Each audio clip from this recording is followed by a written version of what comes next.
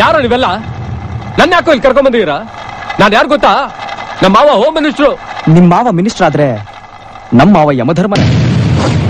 ನೀನ್ ಮಕ್ಕಳು ತಿನ್ನೋ ಅನ್ನಕ್ಕೆ ಕನ್ನ ಹಾಕದೆ ನಾವು ನಿನ್ನ ಉಸಿರಿಗೆ ಗುನ್ನ ಇಡ್ತೀವಿ.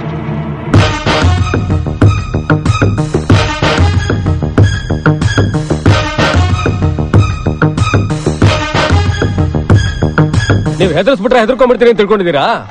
ನೀವು ನಾನು ಏನೇ ಕಿಡ್ನಾಪ್ ಮಾಡ್ಕೊಂಡ್ ಬಂದಿದ್ದೀರಾ ಅಂತ ನಂಗೆ ಚೆನ್ನಾಗಿ ಗೊತ್ತು.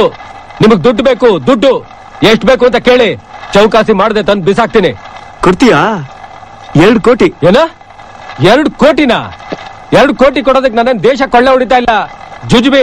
ನನಗೆ ಸಿಗೋದು ತಿಂಗಳಿಗೆ 15,000 ರೂಪಾಯಿ ಅಷ್ಟೇ. ಅಷ್ಟ್ರಾಲ್ ಒಂದ್ ಸ್ಕೂಲಲ್ಲಿ ನಿನಗೆ 15,000 ಸಿಗುತ್ತೆ ಅಂದ್ರೆ ಇನ್ DDPIಗೆಷ್ಟು, ಜಾಯಿಂಟ್ ಡೈರೆಕ್ಟರ್ಗೆಷ್ಟು, ಕಮಿಷನರ್ಗೆಷ್ಟು, ಸೆಕ್ರೆಟರಿಗೆಷ್ಟು, IASಗೆಷ್ಟು ಸಿಗುತ್ತೆ?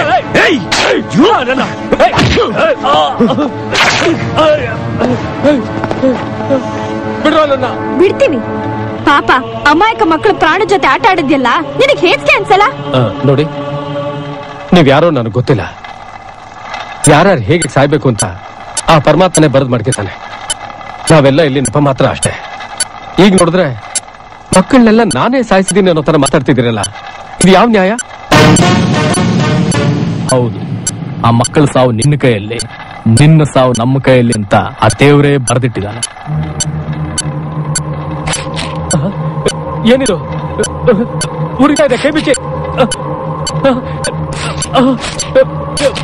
ಅಯ್ಯೋ,